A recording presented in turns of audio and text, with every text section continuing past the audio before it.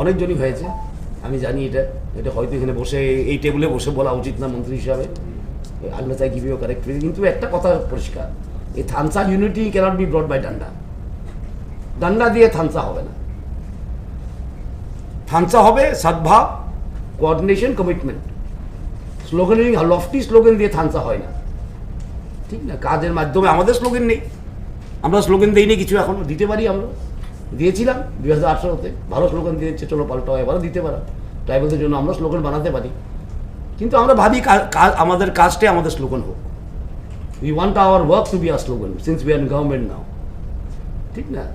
আর এভাবে তো ডান্ডা দিয়ে জোরজবস্তি করে some sort of Talibanism cannot bring unity.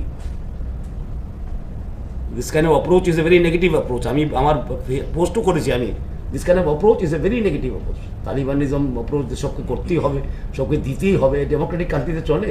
এখানে মাল্টি পার্টি সিস্টেম, ভারতবর্ষে মাল্টি পার্টি সিস্টেম। আমরা কি ত্রিপুরাকে চাইনা বানাতে চাই? One party system, people's democracy, একটাই পার্টি আছে। পিপলস ডেমোক্রেসি বলে চায়নাকে, পার্টি কয়টা? একটা। There has to be multi-party. With a diverse country and diverse culture, why won't you have? Why won't you celebrate diversity? You will have to celebrate diversity socially, culturally and politically.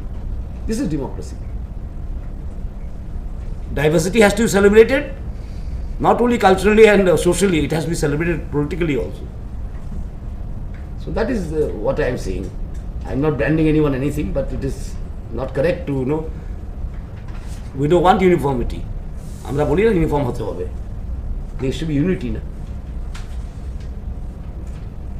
যে বলছে থানসা he wants uniformity, সবই ওই একটা ফল পড়তে হবে টি শার্টের মধ্যে, অন্য ফলও তো আছে, ঠিক না?